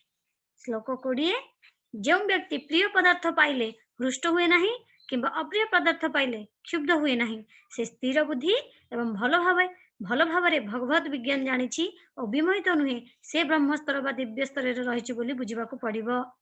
श्लोक 21 ए प्रकार एक मुक्त पुरुष जड़ेन्द्रिय सुख प्रति किंबा बाह्य वस्तु प्रति आसक्त हुए नहीं से सर्वदा समाधि रे थाए सर्वदा अंतर रे आनंद अनुभव करुथाए यही परि भाव रे आत्मानुभूति बा लाभ करिथिबा व्यक्ति अपार सुख अनुभव करे कारण से ब्रह्म रे मनोनिवेश करिथाए। श्लोक 22 जहार संस्पर्श रे आसीथिले ଯାହାର ସଂସ୍ପର୍ଶରେ ଆସିଲେ ଦୁଃଖ ହିଁ ମିଳିବ, ବୁଦ୍ଧିମାନ ବ୍ୟକ୍ତି ତାହାର ସଂସ୍ପର୍ଶରେ ଆସେ ନାହିଁ। ଜଡେନ୍ଦ୍ରିୟର ସଂସ୍ପର୍ଶରେ ଆସିଲେ ତୁମେ ଦୁଃଖ ହିଁ ପାଇବ, ଇନ୍ଦ୍ରିୟର ସୁଖ ହିଁ ଦୁଃଖର କାରଣ। ହେ କୁନ୍ତି ପୁତ୍ର, ହେ ପ୍ରକାର ସୁଖର ଅର୍ଥାତ୍ ଇନ୍ଦ୍ରିୟ ସୁଖର ଆରମ୍ଭ ଅଛି ଏବଂ ଶେଷ ଅଛି, ଏବଂ ସେଇଥିପାଇଁ ବୁଦ୍ଧିମାନ ବ୍ୟକ୍ତି ଏଥିରେ ଆନନ୍ଦିତ ହୁଏ ନାହିଁ। ଶ୍ଲୋକ 23। ଏ ଶରୀର ତ୍ୟାଗ କରିବା ପୂର୍ବରୁ ଯେ ବ୍ୟକ୍ତି ଇନ୍ଦ୍ରିୟ ମାନଙ୍କର ବେଗ ଏବଂ କାମ କ୍ରୋଧର ବେଗ ସହନ କରିବାକୁ ସକ୍ଷମ ହୁଏ, ସେ ଯୋଗ୍ୟ ଅଟେ ଏବଂ ଏ ପୃଥିବୀରେ ସେ ସୁଖୀ ଅଟେ। ଶ୍ଲୋକ 24। ଯେ ଅନନ୍ତରେ ସୁଖୀ, ଅନ୍ତରରେ କର୍ମଠ, ଯେ ଅନ୍ତରରେ ଆନନ୍ଦ ପାଏ ଏବଂ ଅନ୍ତରରେ ଆଲୋକ ପ୍ରାପ୍ତ ହୁଏ, ସେ ବାସ୍ତବରେ ଜଣେ ପ୍ରସିଦ୍ଧ ଯୋଗୀ ଅଟେ। ସେ ପରମ ବ୍ରହ୍ମ ବା ଭଗବାନଙ୍କ ଠାରେ ମୁକ୍ତ ଏବଂ ପରିଣାମତଃ ସେ ପରମ ବ୍ରହ୍ମ ଭଗବାନଙ୍କ ପ୍ରାପ୍ତ ହୁଏ। ଶ୍ଲୋକ 25। ଯାହାଙ୍କର କୌଣସି ଦ୍ୱନ୍ଦ୍ୱ ଭାବ ନାହିଁ, ଯେ ସମସ୍ତ ସଂଚୟ ଛିନ୍ନ କରିଛନ୍ତି, ଯେ ଅନ୍ତରରେ କର୍ମଠ, ଯେ ସମସ୍ତ ଜୀବଙ୍କର ମଙ୍ଗଳ ନିମିତ୍ତ ସର୍ବଦା ବ୍ୟସ୍ତ ଏବଂ ସେ ସମସ୍ତ ପାପରୁ ବିମୁକ୍ତ, ସେ ବ୍ରହ୍ମ ନିର୍ବାଣ ଲାଭ କରନ୍ତି। ଶ୍ଲୋକ 26। ଯେଉଁମାନେ ଭୌତିକ କାମନା ଓ କ୍ରୋଧରୁ ମୁକ୍ତ, ଯେଉଁମାନେ ଆତ୍ମାନୁଭୂତି ଲାଭ କରିଛନ୍ତି, ଆଉ ଯେଉଁମାନେ ଆତ୍ମସଂଯମୀ ଏବଂ ପୂର୍ଣ୍ଣତା ଲାଭ ନିମିତ୍ତ ସତତଃ ପ୍ରଯତ୍ନ କରୁଛନ୍ତି, ସେମାନେ ନିକଟ ଭବିଷ୍ୟତରେ ନିଶ୍ଚିତ ଭାବରେ ପରମ ବ୍ରହ୍ମ ନିର୍ବାଣ ଲାଭ କରିବେ। ଶ୍ଲୋକ 27 ଓ 28। ସମସ୍ତ ବାହ୍ୟ ଇନ୍ଦ୍ରିୟ ଭୋଗ୍ୟ ବିଷୟବସ୍ତୁକୁ ତ୍ୟାଗ କରି ଚକ୍ଷୁ ବା ଦୃଷ୍ଟିକୁ ଦୁଇ ଭ୍ରୁ ମଧ୍ୟରେ ସ୍ଥିର କରି ନାସ ମଧ୍ୟରେ ପ୍ରାଣ ଏବଂ ଅପାନ ବାୟୁକୁ ରୁଦ୍ଧ କରି ଅର୍ଥାତ୍ ଯୋଗୀ ମନ ବୁଦ୍ଧି ଏବଂ ଇନ୍ଦ୍ରିୟ ଗୁଡ଼ିକ ଏହିପରି ଭାବରେ ସଂଯତ କରି କାମ କ୍ରୋଧ ଉଭୟ ମୁକ୍ତ ହୁଅନ୍ତି, ଯେ ସର୍ବଦା ଏହି ଅବସ୍ଥାରେ ଥାନ୍ତି, ସେ ବାସ୍ତବରେ ମୁକ୍ତ ଅଟନ୍ତି। ଶ୍ଲୋକ 29। ସାଧୁ ସନ୍ଥ ମହାତ୍ମାଗଣ ମତେ ସମସ୍ତ ଯଜ୍ଞ କର୍ମ ତପସ୍ୟା ବ୍ରତାଦିର ଅନ୍ତିମ ଉଦ୍ଦେଶ୍ୟ, ସମସ୍ତ ଲୋକ ଓ ଦେବତା ମାନଙ୍କର ଈଶ୍ୱର ଏବଂ ସମସ୍ତ ଜୀବର ଉପକାରୀ ଏବଂ ମଙ୍ଗଳକାକ୍ଷାଙ୍କ୍ଷୀ ବନ୍ଧୁ ବୋଲି ଜାଣି ଭୌତିକ ଦୁଃଖ ଯନ୍ତ୍ରଣାରୁ ମୁକ୍ତ ହୋଇ ଶାନ୍ତି ପ୍ରାପ୍ତ ହୁଅନ୍ତି। ଭକ୍ତି ବେଦାନ୍ତ ଭାଷ୍ୟର ଭଗବତ ଗୀତାର କର୍ମଯୋଗ କୃଷ୍ଣ ଚେତନରେ କର୍ମ ଶୀର୍ଷକ 5ମ ଅଧ୍ୟାୟ ଶେଷ ହେଲା। ଜୟ ଶ୍ରୀଲା ପ୍ରଭୁପାଦ କି ଜୟ। Hari Bol. Can we have Ananya Mataji, chapter 6? Hare Krishna Mataji, Dandavat Pranam. Is my voice audible properly? Yes, yes. Om Namo Bhagavate Vasudevaya. Om Namo Bhagavate Vasudevaya. Om Namo Bhagavate Vasudevaya. ଷଷ୍ଠ ଅଧ୍ୟାୟ ଧ୍ୟାନ ଯୋଗ। ଶ୍ରୀ ଭଗବାନ କହିଲେ, ଯେ ତାର କର୍ମଫଳ ପ୍ରତି ଅନାସକ୍ତ ଏବଂ ଯେ ତାର କର୍ତ୍ତବ୍ୟ କର୍ମ କରେ, ସେ ସନ୍ନ୍ୟାସୀ ଅଟେ ଏବଂ ପ୍ରକୃତରେ ଜଣେ ଯୋଗୀ ଅଟେ। ଯେ ନିରଗ୍ନି ଅଟେ କିମ୍ବା କର୍ତ୍ତବ୍ୟ କର୍ମ କରେ ନାହିଁ, ସେ ସନ୍ନ୍ୟାସୀ ନୁହେଁ କିମ୍ବା ଯୋଗୀ ନୁହେଁ। ଯାହାକୁ ସନ୍ନ୍ୟାସ କୁହାଯାଏ, ତାହାକୁ ହିଁ ଯୋଗ କୁହାଯାଏ। ଯୋଗର ଅର୍ଥ ଭଗବାନଙ୍କ ସହ ଯୁକ୍ତ ହେବା। କାରଣ ବ୍ୟକ୍ତି ଇନ୍ଦ୍ରିୟ ସୁଖଭୋଗ କାମନା ତ୍ୟାଗ ନ କଲେ କଦାପି ଯୋଗୀ ହେଇପାରିବ ନାହିଁ। ଅଷ୍ଟାଙ୍ଗ ଯୋଗ ସାଧନା କରିବାକୁ ଯେ ଆରମ୍ଭ କରିଛି, ତାହା ପାଇଁ କର୍ମ ହେଉଛି ମାଧ୍ୟମ ଏବଂ ଯେ ଯୋଗାବସ୍ଥା ପ୍ରାପ୍ତ ହୋଇଛି, ତାହା ପାଇଁ ସମସ୍ତ ପ୍ରକାର ଭୌତିକ କର୍ମକୁ ବନ୍ଦ କରିବା ମାଧ୍ୟମ ଅଟେ ବୋଲି କୁହାଯାଏ। ଯେତେବେଳେ ବ୍ୟକ୍ତି ସମସ୍ତ ପ୍ରକାର ଭୌତିକ କାମନାକୁ ତ୍ୟାଗ କରେ, ଯେତେବେଳେ ସେ ଇନ୍ଦ୍ରିୟ ତୃପ୍ତି ନିମିତ୍ତ କର୍ମ କରେ ନାହିଁ କିମ୍ବା ସକାମ କର୍ମରେ ନିଯୁକ୍ତ ହୁଏ ନାହିଁ, ସେତେବେଳେ ସେ ଯୋଗାରୂଢ଼ ଅବସ୍ଥା ପ୍ରାପ୍ତ ହୋଇଛି ବୋଲି କୁହାଯିବ। ବ୍ୟକ୍ତି ମନ ସାହାଯ୍ୟରେ ନିଜକୁ ଉପରକୁ ଉଠାଇବା ଉଚିତ, ତଳକୁ ନେବା ଉଚିତ ନୁହେଁ। ମନ ବଦ୍ଧ ଜୀବାତ୍ମାର ବନ୍ଧୁ ତଥା ଶତ୍ରୁ ମଧ୍ୟ ଅଟେ। ଯେ ମନକୁ ଜୟ କରିଛି, ତା ପକ୍ଷରେ ମନ ହେଉଛି ଉତ୍ତମ ବନ୍ଧୁ, କିନ୍ତୁ ଯେ ଏହା କରି ନ ପାରିଛି, ତା ପକ୍ଷରେ ସେହି ମନ ହିଁ ସାଂଘାତିକ ଶତ୍ରୁ ଅଟେ। ଯେ ମନ ସଂଯମ କରିଛି, ସେ ପ୍ରଶାନ୍ତ ଭାବ ଲାଭ କରିଛି, ତେଣୁ ସେ ପରମାତ୍ମାଙ୍କୁ ପ୍ରାପ୍ତ ହୋଇଛି ବୋଲି ବୁଝିବାକୁ ହେବ। ଏ ପ୍ରକାର ବ୍ୟକ୍ତି ପକ୍ଷରେ ଶୀତ ଉଷ୍ଣ, ସୁଖ ଦୁଃଖ ଏବଂ ମାନ ଅପମାନ ସମାନ ଅଟେ। ଯେତେବେଳେ ବ୍ୟକ୍ତି ତାର ଆହୃତ ଜ୍ଞାନ ତଥା ଅନୁଭୂତ ଜ୍ଞାନ ବଳରେ ସମ୍ପୂର୍ଣ୍ଣ ରୂପେ ଆତ୍ମସନ୍ତୋଷ ଲାଭ କରେ, ସେତେବେଳେ ତାକୁ ଆତ୍ମଜ୍ଞାନୀ ଅର୍ଥାତ୍ ଆତ୍ମଜ୍ଞାନ ବା ଆତ୍ମାନୁଭୂତିରୁ ଲବ୍ଧ ଜ୍ଞାନରେ ସ୍ଥିର ହୋଇଥିବା ବ୍ୟକ୍ତି ଏବଂ ଯୋଗୀ ବୋଲି କୁହାଯାଏ। ଏ ପ୍ରକାର ବ୍ୟକ୍ତି ସର୍ବଦା ଦିବ୍ୟସ୍ତରରେ ଥାନ୍ତି ଏବଂ ଆତ୍ମଜିତ ବା ସଂଯତ ଇନ୍ଦ୍ରିୟ ହୋଇଥାନ୍ତି। ସେ ଟେକା, ପଥର ଓ ସୁନା ସବୁ ପଦାର୍ଥକୁ ସମାନ ଦୃଷ୍ଟିରେ ଦେଖନ୍ତି। जो व्यक्ति समस्त मंगलकांक्षी बंधु आत्मीय स्वजन शत्रु मित्र ईर्षाळु पुण्यकर्मा साधु पापी उदासीन मध्यस्थ आदि समस्त को समान दृष्टि देखे एवं समस्त प्रति समभावापन्न हुए से दिव्य चेतना लाभ दिगरे अधिक उन्नति करिछि बोली बुझिबाकु पड़िबो। योगी सर्वदा परमात्मा ठारे मन को एकाग्र करने निमित्त चेष्टा करबा उचित। से एक एकांत स्थान रे एकाकी बास करी बड़ सावधानता सहकारे सर्वदा मन संयम करबा उचित। से समस्त भौतिक कामना और अधिकारित्व भावरु मुक्त हेबा उचित। योगाभ्यास निमित्त व्यक्ति को एक एकांत स्थान को जीवाकू पड़िबो। सेठारे भूमि उपरे कुश घास बिछाई ताहाकू कोमल वस्त्र एवं मृग चर्म रे आवृत करबाकू पड़िबो। आसनटी अति उच्च किंबा अति नीच हेबा उचित नुहे। यह एक पवित्र स्थान रे स्थापित हेबा उचित। योगी से आसन रे स्थिर भाव में उपवेशन करबा उचित एवं तत्परे मन और इंद्रिय गुड़ी को संयम करी हृदय को विशुद्ध करी एवं मन को एकाग्र करी योग अभ्यास करबा उचित। शरीर ग्रीवा बेक और मस्तक को सीधा रखिबाकू पड़िबो एवं नासिकार अग्रभाग को दृष्टि देबाकू पड़िबो। एही परि भाबरे संयत और स्थिर मनरे भयशून्य भावरे संपूर्ण ब्रह्मचर्य व्रत अवलंबन करी व्यक्ति को स्थिर हृदय रे मते ध्यान करबाकू पड़िबो एवं मते ही जीवनर अंतिम लक्ष्य बोली स्थिर करबाकू पड़िबो। एही प्रकारे शरीर मन और कर्म को संयत करी भौतिक स्थितिर जवनिका पात करी योगी भगवत साम्राज्य व कृष्ण धाम प्राप्त हुए। हे अर्जुन, यदि केही अत्यधिक भोजन करे किंबा खूब कम भोजन करे, अत्यधिक शयन करे किंबा यथेष्ट परिमाण रे शयन न करे, ता पक्षरे योगी हेबा संभवपर नुहे। जे आहार निद्रा कर्म और विहार क्षेत्र रे संयम आचरण करे अर्थात संयत भावरे ए सब आचरण करे से योग अभ्यास द्वारा समस्त प्रकार भौतिक दुख जंत्रणा मुक्त होई पारे। जेतेबेले योगी योगाभ्यास द्वारा मानसिक कार्यावली को संयत करे एवं समस्त प्रकार भौतिक कामना शून्य होई दिव्यतारे प्रतिष्ठित हुए सेतेबेले से प्रकृत योगावस्था लाभ करिछि बोली कुहा जाय। पवन नथिबा स्थान रे दीपटी जेपरि स्थिर भाबरे जळे टिके सुद्धा हलचल हुए नाही, सेही परि मन संयम करथिबा योगी सतत स्थिर चित्तरे परमात्मा को ध्यान रे रहे। से टिके हेले ध्यान रु विचलित हुए नाही। जेतेबेले व्यक्तिर मन योगाभ्यास द्वारा संयत होई संपूर्ण रूपे भौतिक कर्मरु विरत होई जाए सेतेबेले व्यक्ति जो स्थिति लाभ करे ताहाकू समाधि अवस्था कुहा जाए। ए अवस्था रे व्यक्ति शुद्ध मन रे आत्मदर्शन करिवार क्षमता लाभ करे एवं आत्मा रे आनंद अनुभव करे। से आनंद अवस्था रे व्यक्ति असीम दिव्यानंद लाभ करे एवं दिव्येंद्रिय साहाय्य रे आत्मार आनंद अनुभव करे। एही स्थिति रे स्थिर होई व्यक्ति केबे हेले सत्य रे विचलित हुए नाही। जेतेबेले से एही लाभ पाए सेतेबेले से भाबे जे एहाठारु अधिक लाभ किछि नाही। जेतेबेले व्यक्ति ए प्रकार स्थिति रे रहे सेतेबेले जेते विराट दुखर सम्मुखीन हेले सुद्धा से टिके हेले विचलित हुए नाही। एहा ही प्रकृत रे भौतिक स्थिति जनित दुखरु मुक्ति।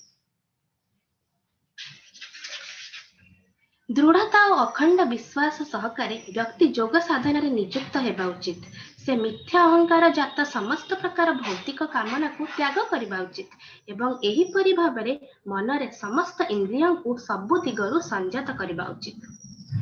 व्यक्ति क्रमशः पूर्ण विश्वासर सहित बुद्धि बल रे समाधि रे स्थिर हेबो एवं एही परि भाबरे मन को आत्मा रे स्थिर करबाकू हेबो एवं अन्य किछि भाबिबाकू पड़िबो नाही। मन अति चंचल और अस्थिर तार एही स्वभाव जोगु यदि मन विचलित हुए अर्थात अन्यत्र चली जाए ध्यानर वस्तु ठारू दूरेई जाए ताहाले व्यक्ति सेठारू ताकू फेराई आनिबा उचित एवं आत्मार अधीन रे पुणी अवस्थापित करिबा उचित। जेउ जोगीर मन मो ठारे स्थिर होईची से वास्तव रे सर्वोत्तम सुख लाभ करिची। जोगी ब्रह्म सह एक होइथिबा गुण जोगु मुक्त होई जाए, तार मन शांत होई जाए, रज शांत होई जाए एवं से पापरु मुक्त होई जाए। ଯୋଗୀ ସମସ୍ତ ପ୍ରକାର ଭୌତିକ ଦୋଷରୁ ମୁକ୍ତ ହୋଇ ଆତ୍ମାରେ ସ୍ଥିର ରହି ପରମାତ୍ମାଙ୍କ ସହ ବରାବର ଯୁକ୍ତ ହୋଇ ସର୍ବୋଚ୍ଚ ସିଦ୍ଧି ଲାଭ କରେ। ଯେ ପ୍ରକୃତ ଯୋଗୀ ସେ ମତେ ସମସ୍ତଙ୍କ ଠାରେ ଦେଖେ, ପୁନଶ୍ଚ ସବୁ ଜୀବଙ୍କୁ ମୋ ଠାରେ ଦେଖେ। ବାସ୍ତବରେ ଏକ ଆତ୍ମତତ୍ତ୍ୱବିତ୍ ଯୋଗୀ ସର୍ବତ୍ର ମତେ ହିଁ ଦେଖେ। ଯେ ମତେ ସବୁଠାରେ ଦେଖେ ଏବଂ ସବୁ କିଛି ମୋ ଠାରେ ଦେଖେ, ସେ କେବେ ହେଲେ ମୋଠୁ ହଜିଯାଏ ନାହିଁ କିମ୍ବା ମୁଁ ତା ଠାରେ ହଜିଯାଏ ନାହିଁ। ଯେଉଁ ଯୋଗୀ ମତେ ଏବଂ ସମସ୍ତଙ୍କର ହୃଦୟରେ ଥିବା ପରମାତ୍ମାଙ୍କୁ ଏକ ବୋଲି ଜାଣେ, ସେ ମୋର ପୂଜା କରେ ଏବଂ ସବୁ ପରିସ୍ଥିତିରେ ବା ସର୍ବଦା ମୋ ଠାରେ ହିଁ ରହିଥାଏ। हे अर्जुन, ଯେଉଁ ଯୋଗୀ ପ୍ରାଣୀମାନଙ୍କର ସୁଖ ଦୁଃଖରେ ନିଜ ଆତ୍ମା ଭଳି ସେମାନଙ୍କୁ ସମାନ ଦେଖେ, ସେ ଶ୍ରେଷ୍ଠ ଯୋଗୀ ଅଟେ। अर्जुन କହିଲେ, हे ମଧୁସୂଦନ, ଆପଣ ଏ ଯେଉଁ ଯୋଗ ବିଧି କଥା କହିଲେ ତାହା ମୋ ପକ୍ଷରେ ଅସମ୍ଭବ ଓ ଅସହ୍ୟ ବୋଧ ହେଉଛି, କାରଣ ଏ ମନ ବଡ଼ ଚଞ୍ଚଳ ଓ ଅସ୍ଥିର ଅଟେ। हे କୃଷ୍ଣ, ଏ ମନ ବଡ଼ ଚଞ୍ଚଳ, ଦୁର୍ଦାନ୍ତ, ଉଦ୍ଧତ ଏବଂ ଖୁବ୍ ବଳିଷ୍ଠ ଅଟେ। ଏହାକୁ ଦମନ କରିବା ମୋ ବିଚାରରେ ବାୟୁକୁ ଅଟକାଇବା ଭଳି ଅତ୍ୟନ୍ତ କଠିନ ବ୍ୟାପାର ଅଟେ। ଶ୍ରୀ ଭଗବାନ କହିଲେ, हे ମହାବାହୁ କୁନ୍ତି ପୁତ୍ର, ଏ ଚଞ୍ଚଳ ମନକୁ ସଂଯତ କରିବା ବାସ୍ତବିକ ବଡ଼ କଠିନ କିନ୍ତୁ ଅସମ୍ଭବ ନୁହେଁ। ବରାବର ଅଭ୍ୟାସ ଓ ବୈରାଗ୍ୟ ବଳରେ ଏହା ସମ୍ଭବପର। ଯାହାର ମନ ଅସଂଯତ ତା ପକ୍ଷରେ ଯୋଗ ସାଧନା ବା ଆତ୍ମାନୁଭୂତି ଲାଭ କଷ୍ଟକର ବ୍ୟାପାର, କିନ୍ତୁ ଯାହାର ମନ ସଂଯତ ଏବଂ ଯେ ଠିକ୍ ମାର୍ଗରେ ସାଧନା କରେ ବା ପ୍ରଯତ୍ନଶୀଳ ହୁଏ, ସେ ନିଶ୍ଚୟ କୃତକାର୍ଯ୍ୟ ହୁଏ ବା ସାଧନାରେ ସିଦ୍ଧି ଲାଭ କରେ। ଏହା ମୋର ଅଭିମତ। अर्जुन କହିଲେ, ଯେଉଁ ଯୋଗୀ ପ୍ରଥମେ ଯୋଗ ସାଧନା ପଥରେ ଗତି କରିଥାଏ, ଅର୍ଥାତ୍ ପ୍ରଥମେ ଖୁବ୍ ଶ୍ରଦ୍ଧା ସହକାରେ ଯୋଗ ସାଧନାରେ ରତ ହୋଇଥାଏ କିନ୍ତୁ ପରେ ବିଶେଷ ଚେଷ୍ଟା ଆଉ କରେ ନାହିଁ, ଯେ ପରେ ପାର୍ଥିବ ମନୋବୃତ୍ତି ଯୋଗୁଁ ଯୋଗ ପଥରୁ ଭ୍ରଷ୍ଟ ହୋଇଯାଏ ଏବଂ ଏଇଥିପାଇଁ ଯୋଗରେ ସିଦ୍ଧି ବା ପୂର୍ଣ୍ଣତା ଲାଭ କରିପାରେ ନାହିଁ, ତାହାର କି ଗତି ହୁଏ? हे ମହାବାହୁ କୃଷ୍ଣ, ଏ ପ୍ରକାର ବ୍ୟକ୍ତି ଯୋଗ ପଥରୁ ଭ୍ରଷ୍ଟ ହୋଇ କୌଣସି ସ୍ଥାନରେ ସ୍ଥାନ ନ ପାଇ ଏକ ଛିନ୍ନ ମେଘ ଖଣ୍ଡ ପରି ନଷ୍ଟ ହୁଏ ନାହିଁ କି? हे କୃଷ୍ଣ, ଏହା ମୋର ସନ୍ଦେହ ଏବଂ ଏହାକୁ ସମ୍ପୂର୍ଣ୍ଣ ରୂପେ ଦୂର କରିବା ନିମିତ୍ତ ମୁଁ ଆପଣଙ୍କୁ ଅନୁରୋଧ କରୁଛି। ଆପଣଙ୍କ ବ୍ୟତୀତ ଆଉ କାହାକୁ ମୁଁ ଦେଖୁନାହିଁ ଯେ କି ମୋର ଏ ସନ୍ଦେହ ଦୂର କରିପାରିବ। ଶ୍ରୀ ଭଗବାନ କହିଲେ, हे ପୃଥା ପୁତ୍ର, ଯେଉଁ ଯୋଗୀ ମଙ୍ଗଳମୟ କର୍ମରେ ନିଯୁକ୍ତ, ସେ କେବେ ହେଲେ ଇହ ଜଗତରେ କିମ୍ବା ପର ଜଗତରେ ଧ୍ୱଂସ ହୁଏ ନାହିଁ। हे ପ୍ରିୟ ବନ୍ଧୁ, ଯେ ଭଲ କରେ ତାର କଦାପି ଅମଙ୍ଗଳ ହୁଏ ନାହିଁ। ଯୋଗଭ୍ରଷ୍ଟ ଅନେକ ବର୍ଷ ଧରି ପୁଣ୍ୟ କର୍ମମାନଙ୍କର ଲୋକରେ ବାସ କରି ସେଠାରେ ନାନା ସୁଖ ଉପଭୋଗ କରେ ଏବଂ ତତ୍ପରେ ସେ ପୁଣ୍ୟ କର୍ମମାନଙ୍କର କିମ୍ବା ଶ୍ରୀମନ୍ତ ମାନଙ୍କର ପରିବାରରେ ଜନ୍ମ ଲାଭ କରେ କିମ୍ବା ଖୁବ୍ ଜ୍ଞାନୀ ଯୋଗୀ ମାନଙ୍କ ଗୃହରେ ସେ ଜନ୍ମ ନିଅନ୍ତି। ବାସ୍ତବିକ ଏ ପ୍ରକାର ଜନ୍ମ ଏ ପୃଥିବୀରେ ବଡ଼ ଦୁର୍ଲଭ। हे କୁରୁନନ୍ଦନ, ଏ ପ୍ରକାର ଜନ୍ମ ନେଇ ସେ ପୁଣି ତାର ପୂର୍ବ ଜନ୍ମର ସେ ଦିବ୍ୟ ଚେତନାକୁ ପୁନରୁତ୍ଥାନ କରାନ୍ତି ଏବଂ ପୂର୍ଣ୍ଣ ସିଦ୍ଧି ଲାଭ କରିବା ନିମିତ୍ତ ସେ ଅଧିକ ପ୍ରଯତ୍ନଶୀଳ ହୁଅନ୍ତି। ପୂର୍ବ ଜନ୍ମରେ ତାର ଦିବ୍ୟ ଚେତନା ଥିଲା, ସେଇଥି ଯୋଗୁଁ ସେ ଏ ଜନ୍ମରେ ସ୍ୱତଃ ଯୋଗ ସାଧନା ପ୍ରତି ଆକୃଷ୍ଟ ହୁଏ। ସେ ସେଗୁଡ଼ିକୁ ନ ଚାହୁଁଥିଲେ ସୁଦ୍ଧା ସେଗୁଡ଼ିକ ବଳେ ବଳେ ତା ପାଖକୁ ଆସନ୍ତି। ଏ ପ୍ରକାର ଏକ ଜିଜ୍ଞାସୁ ଯୋଗୀ ଯେ କି ଯୋଗ ପ୍ରତି ଆସକ୍ତ, ସର୍ବଦା ବେଦର କର୍ମକାଣ୍ଡ ପଦ୍ଧତି ଅନୁଯାୟୀ କରଣୀୟ ବ୍ରତବିଧିର ବହୁତ ଊର୍ଦ୍ଧ୍ୱରେ ଥାନ୍ତି। କିନ୍ତୁ ଯେତେବେଳେ ଯୋଗୀ ଯୋଗ ପଥରେ ଅଗ୍ରଗତି କରିବା ନିମିତ୍ତ ଖୁବ୍ ନିଷ୍ଠା ସହକାରେ ଯୋଗାଭ୍ୟାସ କରିବାକୁ ଲାଗି ପଡ଼େ, ସେତେବେଳେ ସେ ସମସ୍ତ ପ୍ରକାର ପାପରୁ ମୁକ୍ତ ହୋଇଯାଏ ଏବଂ ପରିଶେଷରେ ଅନେକ ଜନ୍ମର ଯୋଗାଭ୍ୟାସ ଫଳରେ ସେ ପରମ ଗତି ଲାଭ କରେ। ତପସ୍ୱୀ ଅପେକ୍ଷା ଯୋଗୀ ବଡ଼, ଜ୍ଞାନୀ ଅପେକ୍ଷା ମଧ୍ୟ ଯୋଗୀ ବଡ଼ ଏବଂ କର୍ମୀ ଅପେକ୍ଷା ମଧ୍ୟ ଯୋଗୀ ବଡ଼। ତେଣୁ हे ଅର୍ଜୁନ, ସବୁ ଅବସ୍ଥାରେ ତୁମେ ଏକ ଯୋଗୀ ହୁଅ।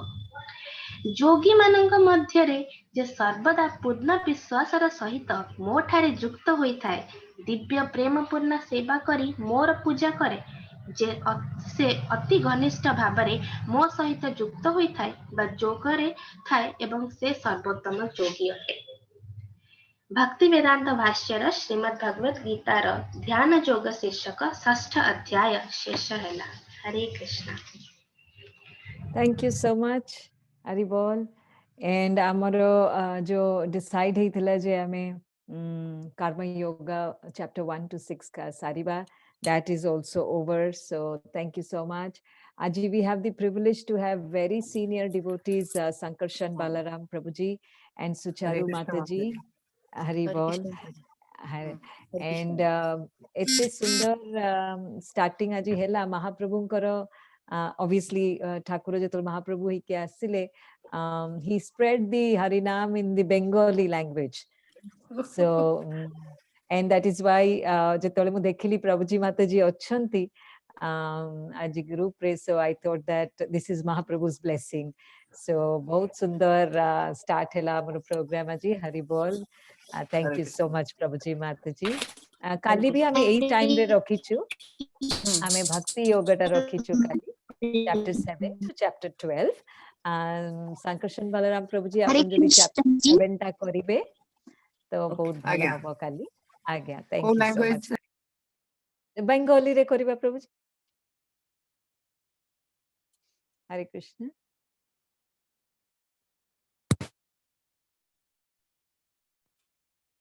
Hare Krishna. Hare Krishna Mataji. हाँ सुनी पारली माताजी. Bengali language re rakhiba. आज्ञा, definitely. Thank you. So kind of you. So kind thank of you. Hari Bol. Hari Bol. Hari So we'll Hari all Bol. meet tomorrow. Aji pai, everyone enjoy your new year very nicely. And aji sandhya bele bhi amar program achi pila mankro 4 ru 6 ta. Jodi samaste asi paribe, join kari paribe, tanke encourage kari paribe, bahut badhiya habo. Wo link sab groups re aji pathai debi. So thank you so much again. Hari Bol. Hare Krishna. Vancha kalpatarubhyascha sindhubhyaivacha paditanam Krishna समस्त दंडवत प्रणाम जय Nitai Gaur Premanande Hari. Hari Hari Guru. Hari Yes, do we have बोल any? Mataji, Do we have any other announcement, Abhilash Prabhuji? should I read out the rest of the Names for tomorrow? volunteers? Yes, Mataji. Yes, one thing only Vishwaji can swap it for day 3. Ame first ta douche Sankarshan Balaram Prabhuji ko, so Okay. others can shift down. So chapter 7 is Sankarshan Balaram Prabhuji. Chapter 8 is Again, Mataji or Arundhati Mataji? Arundhati Mataji. Arundhati Mataji. Chapter 9 is Vishnupriya Mataji. Yes. Chapter 10 is No. Gita Mataji. Chapter Vishnupriya 11 Mataji will speak on day 3. Just remove Vishnupriya Mataji, give others the slots. Okay, the chapter 7 Sankarshan Balaram Prabhu. Chapter 9 is Arundhati Mataji. Chapter 10 is Amal Prabhuji. Chapter 11 is so chapter 9 is Gita. Chapter 10 is Amal Prabhuji. Chapter 11 is Sapna Uda Mataji, and chapter 12 is Saransh Prabhu. Hare Krishna. Yes, please send the list again in the groups. Hare Krishna. Yes, ma'am. Arundhati Mataji, Mataji? chapter 8 koribe. Chapter 8. Okay. Yes. Okay. So we'll send the list again in the group, so easy habo. So thank you so much. Hari Bol, Hare Krishna. Hari Hare Guru. Hari Krishna Krishna. दंडवत Prabhupada प्रणाम ki jai. जय Nitai Gaur Premanande. Hari Hari बोल Hari Bol. All glories to Induvati Mata ji Jai. जय Hare Krishna. हरे कृष्ण